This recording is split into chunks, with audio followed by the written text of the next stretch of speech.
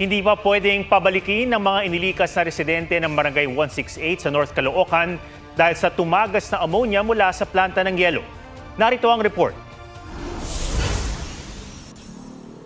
Masangsang na amoy ang gumising sa mga residente ng Barangay 168 sa North Caloocan kaninang madaling araw. Tumagas kasi ang ammonia mula sa isang planta ng yelo. Nahilo ako paglabas ko sa bahay.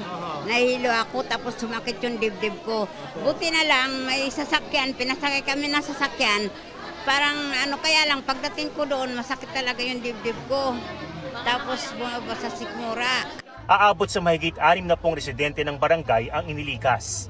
10 ang dinala sa ospital habang may ilang inoobserbahan sa barangay hall.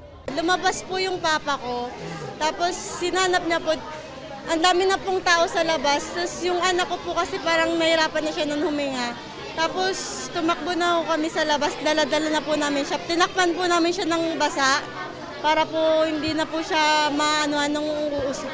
Ang City Disaster Risk Reduction Officers at Bureau of Fire Protection nagtulong para i-ventilate o pahanginan ang fumes ng ammonia palabas.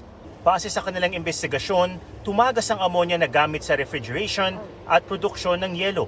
Bagaman mabilis sumanong nag-evaporate ang ammonia, ang fumes nito hindi kaagad natatanggal at mapanganib kung nalalanghap. Kahit dito, naamoy natin sa area, medyo nakakahilo talaga. So, pag naamoy nila yan, lalo't matagal nilang naaamoy yan, pwede silang mahilo, magsuka.